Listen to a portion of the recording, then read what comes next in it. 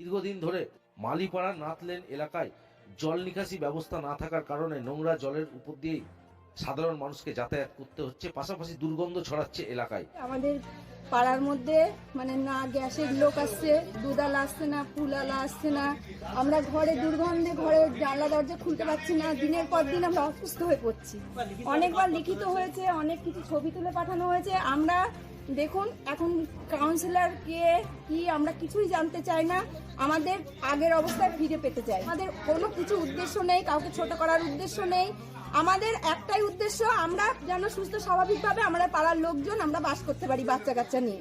কারণ আমাদের পড়তে যেতে পারছে না, স্কুলের বাচ্চারা পড়তে যাচ্ছে না, ওরা এই জলের মধ্যে কি করে নামবে বলুন। আধ ঘন্টা 1 ঘন্টা জল এখানে আগেও আটকে থাকতো, সেটা বর্ষার সময়, কিন্তু 1 ঘন্টা পরে জল নেমে যেত।